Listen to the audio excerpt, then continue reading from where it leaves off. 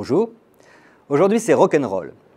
Et vous le reconnaissez, il est derrière moi, il est vivant, c'est David Bowie. Encore David Bowie parce que depuis quelques semaines on ne parle que de lui, mais c'est justifié parce qu'après tout ça fait 10 ans qu'il était silencieux.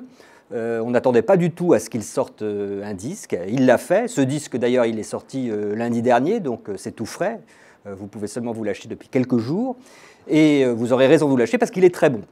Mais il y a une autre actualité, c'est l'exposition qui va avoir lieu à Londres, au Victoria and Albert Museum, qui s'appelle David Bowie Is et qui nous fait plonger en fait qui va nous faire plonger dans l'univers de David Bowie. Toutes ces identités successives, difficiles de l'appréhender en quelques secondes. Mais moi, ce que je voulais vous dire, c'est que Bowie, effectivement, mérite l'attention qu'on lui prête aujourd'hui, parce que c'est quand même un des plus grands inventeurs de la pop de ces 40 dernières années. Alors au début, ce n'était pas gagné, parce que c'était un petit jeune homme blond, charmant, mais qui n'était pas un compositeur génial, et en plus, surtout, qui arrivait beaucoup trop tard, puisqu'il y avait déjà les Beatles et les Rolling Stones qui occupaient la place. Il était plus jeune de 5 ans et c'était 5 ans de trop.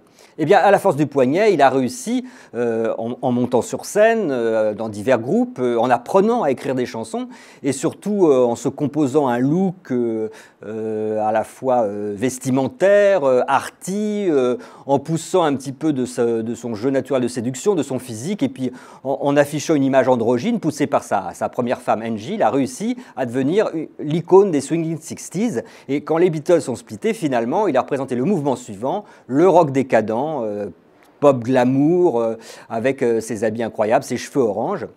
Mais il ne s'est pas arrêté là, et c'est ça qui est intéressant. Il a dû se dire finalement, je suis arrivé trop tard, j'ai raté un train, je ne vais pas rater les suivants. Et il a inventé des tas de choses ensuite. Bowie est certes un génie du marketing, mais tous ses choix musicaux, en fait, sont des choix vraiment sincères de créateurs.